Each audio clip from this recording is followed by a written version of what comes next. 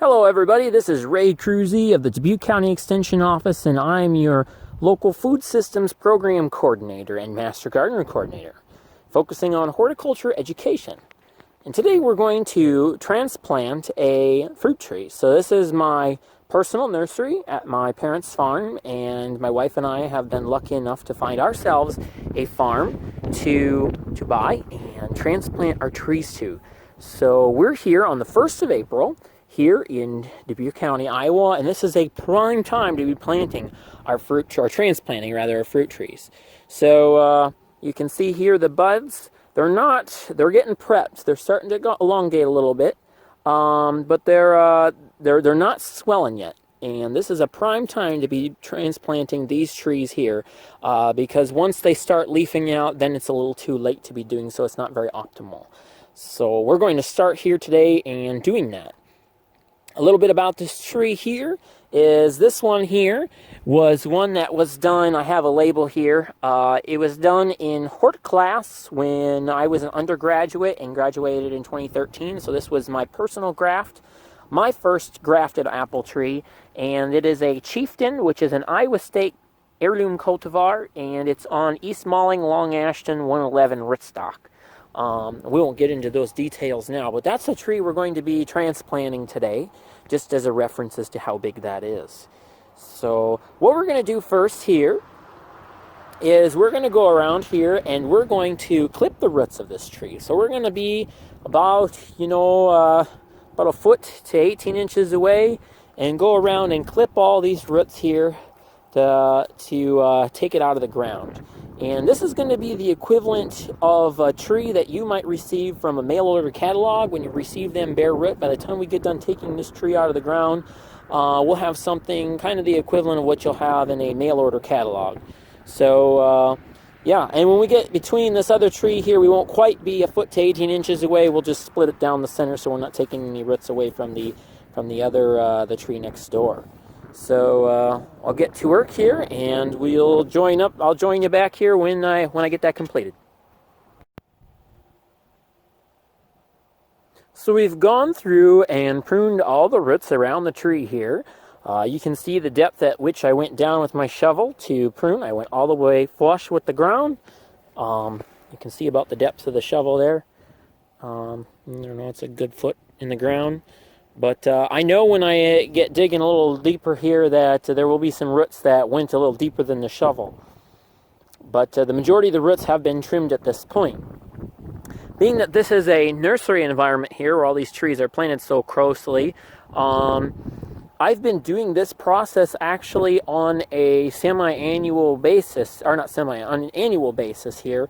But and what that is doing is by trimming the roots, this tree here may have grown a root out here, and to this rooting line here, what I did in past years is came through and clipped this root, and what that did is it encouraged the tree to send out some new roots here, so we have more of a branched root system here in preparation for the final day when we transplant them, that hopefully we'll have a better root system closer to the tree, as opposed to a bunch of thick roots right in this area, and then all of our fibrous roots out around here. So I knew that in time that these were going to be transplanted, and I've been doing this process here on an annual basis.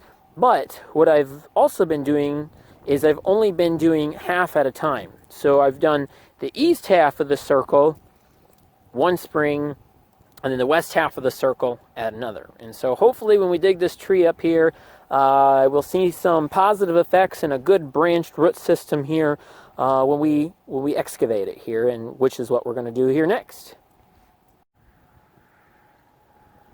So here we are back with the tree, and we've excavated a layer of soil all the way around the edge, one shovel deep, and now we're going to see if we can pull the tree out. So let's see if we can do this here.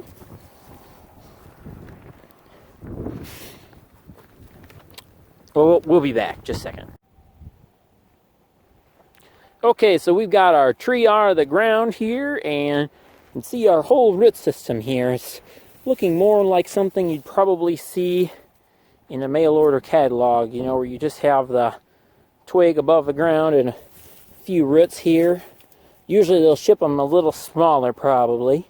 And before I'd mentioned that I was root pruning in the past, and I only really found one good example of what happens when you root prune. So here I had severed this root here. I don't know how many years ago it was. Hard telling. It was underneath the ground, but that branching is what's being encouraged from that root there when you trim them. So yeah, this one here, I don't know for sure whether that one was pruned or not, but hopefully you can see where there's some good branching. This is a prime example, though, of something that was pruned and then it branched off from there. So that's kind of what we're aiming for, and this is what a lot of the tree nurseries will do with their trees to get them having a root system, or more fibrous root system closer to the tree, so that they endure the transplant process a little better. Something that a lot of people don't think about when they're transplanting a tree. So this is coming from my nursery at my parents' farm to going to my nursery at my place, is the transfer of plant material, unwanted plant material. And so in this garden here, we have a terrible, terrible problem in the summertime with quackgrass. It generates these real wiry roots that just form a mass and make things almost impossible to dig through and weed in the summertime. And you can see here's a whole mess of it that I already pulled out. And so before I take this to my place, which has a primary problem of creeping Charlie, I don't want to introduce two problems, so I'm going to clean this root system up here before I take it to my new place, or my wife and I's new place, for its new home. So here what I've done is I have gotten the root system all cleaned out of that quackgrass and things like that, and prepped it for being transplanted at the new location. So we're set to go. I'm going to leave the rabbit protection on, which is just a strip of old t-shirt, so that we don't, damage the bark or anything like that. And I also have it wrapped up so that some of the main branches are kind of kept together and things like that. And we're just going to put it in a feed sack so that makes it a little easier for us to transport, and that the roots don't dry out as fast. And we're going to go to our new location. We'll see you there. Here we are at our new home for our new tree, and we're just looking around here at our scenery and taking into consideration what is around us. So a lot of people don't like to think about, or don't tend to think about, what is around them that might affect their tree's home. So if you look around here and take some observations, we sit atop of a hill here, which is very good for drainage. Trees don't really like to sit in wet areas. And the soil is deep here, good, decent black soil. And another thing to think about too is utilities and what we have around here underneath the soil that we can't see. So in the past, we've had 811 out, and they've located our utilities, and there's no utilities in this area, so we're safe to dig here. Another thing to think about is the local septic system, which our septic system is right over there where that green pipe is. And we're sitting at about 100 feet away from that green pipe. So we're sitting good there. I also like to think about the tree and what it's going to endure in the coming years in terms of its environment. And yes, we do sit on top of a hill here, so it's nice that we're going to get a breeze to hopefully control some disease. We're not sitting too close to the other trees here. We have a couple other trees that we've planted nearby, and the spacing between these trees, these are going to be full-size trees, including the one we're planting here, and the recommended spacing is going to be about 25 feet apart. So that's where we're at. We're sitting about 25 feet apart between trees. So those trees are all 25 feet apart. We're starting a new row right here. We decided not to continue this row of 3 trees over here, because if we keep going south here, we get closer to those buildings over there, and that's an old building site. And something my wife and I are concerned about is what is maybe lurking in those soils that we can't see, that those trees may take up, eventually put in the fruit. So we've looked at some historical photos and found out that there was an old building buried there. there could potentially be some junk, lead paint, who knows what beneath there. But where we stand right here has been either garden in past historical photos or grass. So we feel pretty safe in putting our tree right here, and it's not going to interfere and take up random compounds from our septic system, and it's also not going to interfere with our septic system leach field. So that's how we decided that this new tree is going to go right here in its brand new home. So here we are back at our new planting location here, and we've dug our hole, and we're about ready to set our tree in there.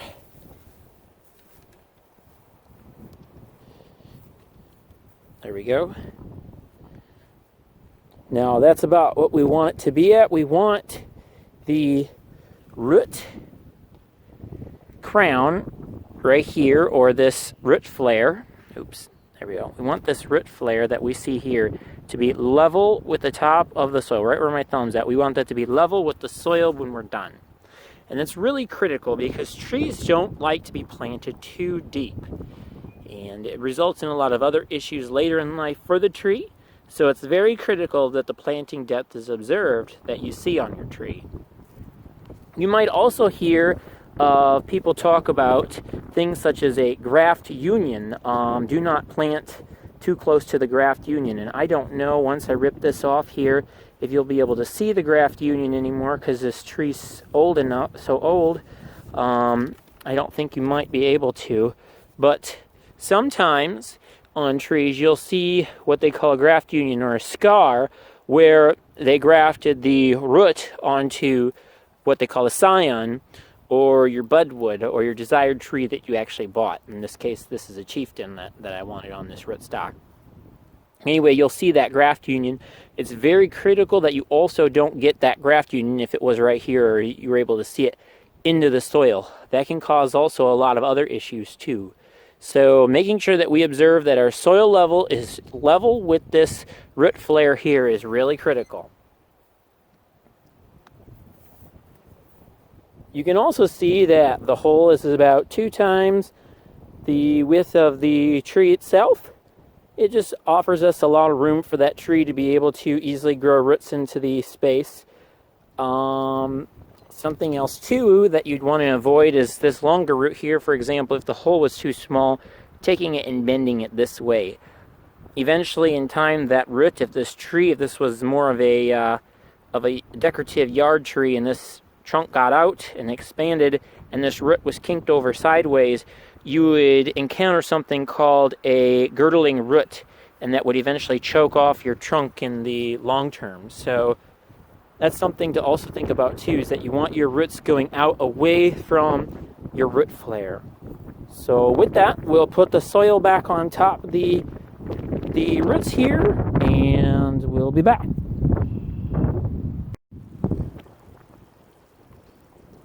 So we have buried the tree in the ground, and we started by putting some of this finer soil that we see right here closer to the center of the tree, and trying to get that around the root system there with some of this bulkier soil that might be, in the grass clods or whatever, towards the outside. So you remember me talking to you earlier about the root flare, and it is right there. We can see that coming out the bottom there. And like I said too, it's better if we have that level, or even planted just a smidge shallow than too deep. So right there is a good good depth for that. The soil is mounded up a little bit on the outside of the tree here, just because this soil will settle in time. However, we don't want to mound this soil up towards the trunk where it's like a volcano, because again, that is not good for the tree itself. You also might notice, that this tree is forked here in the center. That's not optimal for a tree. Some people might train an apple tree or a fruit tree to have 2 different leaders. That's not desired on this tree. It's a long story as to why that ended up that way. But once this tree gets established, one of these 2 leaders will be cut off, and it'll just be one main leader. Things are getting dark here, so I'm trying to speed things along. next step here is making sure that we provide our tree with some good water. So the water is really important at this time. That tree is thirsty and needs a good dose of it. So just coming out here with a watering can or two isn't going to get us the amount that we need for this tree. This tree needs a very good dose, a good soaking dose here. And two, we don't have to pack the soil around this tree. The water, you can see, is making that soil settle all by itself. So we don't need to do any type of packing or seed to soil contact, as it's called when we're planting garden seeds. That's all being accomplished right here with this action that we're doing right now.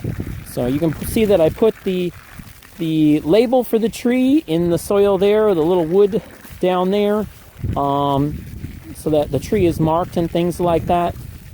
Being it's getting a little dark out here, I'm not going to have time to protect this tree from the rabbits tonight.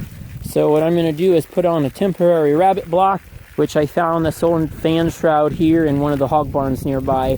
So I'm just going to throw that around the tree. It'll fit over the canopy and be sufficient for this evening. I do want to show you, though, what we need to do additionally with this tree. Being that this tree is relatively large for a bare root tree, it's going to need some additional support, because once we get a storm coming, there's a chance it might be tipped over. So with these trees here, what we did is we put some supports on either side. And like I said, I won't have a chance to put those in tonight on the tree we just planted, but those supports are really important so that when a storm comes this summer and the tree hasn't had time to put on additional roots to hold it in place and anchor it, these kind of hold that in place for this season, and then next year we're going to take them off in the spring. So you don't want to leave those supports on too long, because otherwise in time the tree gets used to that and might not develop the strength it needs to withstand a storm. Also, these bands here start to choke the tree in time as well. So for this year, it's not a big deal to help support it and things like that, but in time, next spring, these will all be removed and these trees will be freestanding all on their own. We also put on our permanent rabbit protection here, which is a 3-foot section of chicken wire. I recommend 3 feet if you can get it, because sometimes snow drifts will elevate the bunnies to the point where they just have to hop over and they get right to the trunk. And that makes for a real disappointing result in the end. So that's why that other tree over there is 2 central leaders, because the rabbits got to it and it luckily regrew from a lower sprout. So this here is why I would recommend the 3 feet for rabbit protection. I also put in there our label down there in the bottom of the rabbit protection. And that's it. This tree is set, and the other one we just planted over there will end up just like this here one too. So with that, thank you very much for joining me. This is a pleasure to be able to talk about this with you and share these experiences and this information so that hopefully you can have a successful tree planting and maybe even an orchard at your own home. Thanks for joining us. Bye-bye.